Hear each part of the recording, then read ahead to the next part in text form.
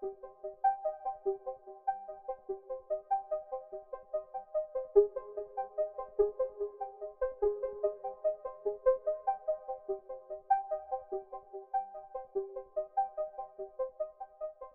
folks, welcome back to our Dice Tower preview. I'm Mark, and today we're taking a look at Monstrosity, the card game.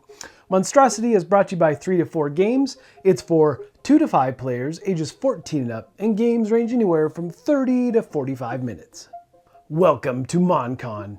You have been accepted to participate in this year's Monstrosity reanimation competition. To win the Monstrosity competition, you will need to create a unique monster and bring it to life. As usual, MONCON will provide each competitor with an experimental heart at the beginning of the competition. It is then up to you to collect the necessary body parts to assemble your monster, harness a power source to jumpstart your heart, and bring your monstrosity to life.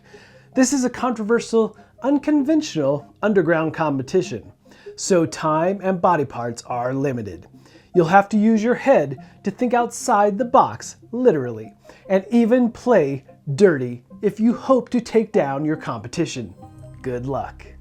There are 2 main decks in this game. You have the Monstrosity deck and you have your Heart deck. Now, in the Monstrosity deck, you're going to find all the body parts for your monsters. And you have the series of cards in here as well for doing special actions. You're going to be doing sabotage. You're going to be doing upgrades and degrades, as well as some specialty items. And there is a dumpster card. This is where you'll form the discard pile, as throughout the game, you might be doing some dumpster diving to get just those right parts that you need for your monster. Now, the core of your monster is your heart. So at the start of the game, you're going to be dealt 3 heart cards. You're going to pick one of them and discard the others. Now, the hearts are going to be various types and colors, and they're going to require that you have certain limbs of a certain type and so forth. So as an example, this blue heart requires that you build your monster with at least 2 blue parts, and also that grays count as blues as well.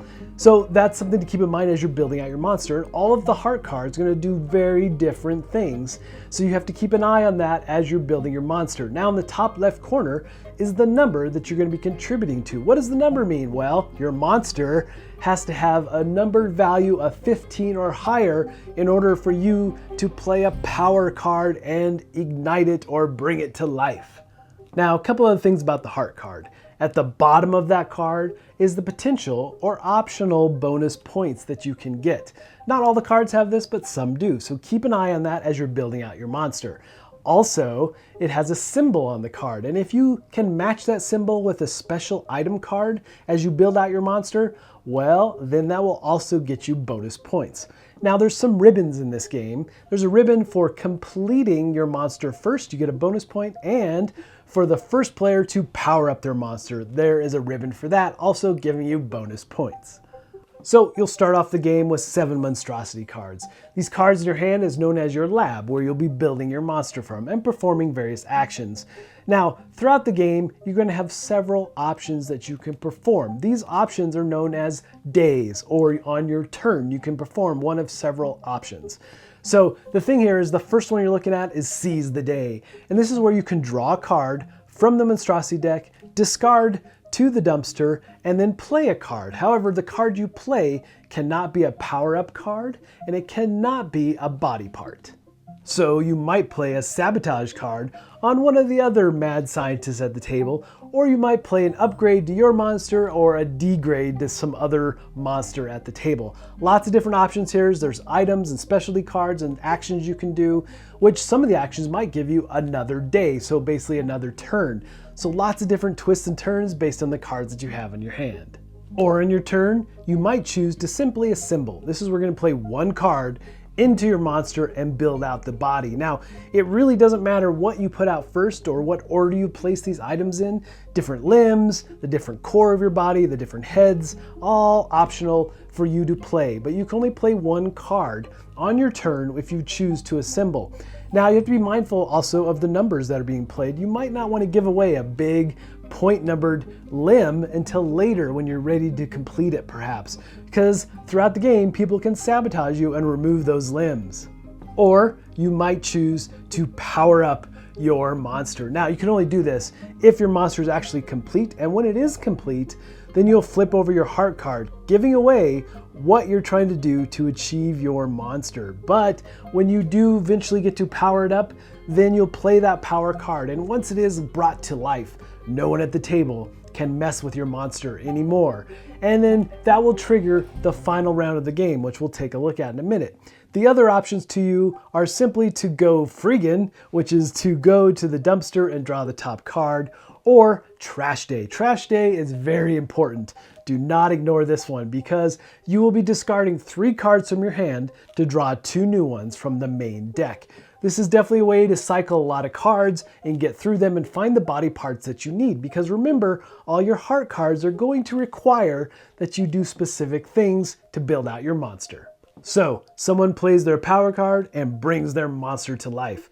This will trigger the end game. This is the all-nighter. The rest of the mad scientists at the table pretty much get to do all the things. Draw a card from the monster deck. Play a card like sabotage or upgrade or degrade or specialty items. You can also play 1 body card, hopefully finishing your monster, because if your monster is incomplete, you can't power it up and you can't be in the running for winning the game or being the ultimate mad scientist. You can also go to the dumpster and pull the top card. All the different options that you had to you throughout the game, well, except the trash day. You're not going to be doing a trash day in this particular end of game round, but in general, you're trying to hurry up and complete that monster and power it up, play your power card and bring it to life so you can compete for the end of the game. And hopefully you have the ultimate monster, but in the end, it's really about points. You're going to be adding up all the points of your different monster parts, along with their upgrades and degrades, as well as any specialty items and any bonuses that you may have achieved. And whoever has the most will be the ultimate mad scientist. Alright folks, just a reminder once again, this has been a Dice Tower paid preview, and everything you've seen here has been in prototype form. So keep a close eye on the campaign for any changes that still may occur. Now with that said, the monster parts are very entertaining as you build out your monster. You can literally connect anything to anything, it's pretty fun. But again, you have to follow the requirements of your heart card in order to achieve the goal that it calls for. But there is a fair amount of take that in this game as well. As you remove limbs, you lose limbs, all this back and forth, and it is a race. It really is a race to complete your monster first and power it up or bring it to life. But folks, ultimately, if this looks like something that would be of interest to you, I'm sure they'd appreciate your support. So I think that's it from me, and until next time, we'll see you at the table.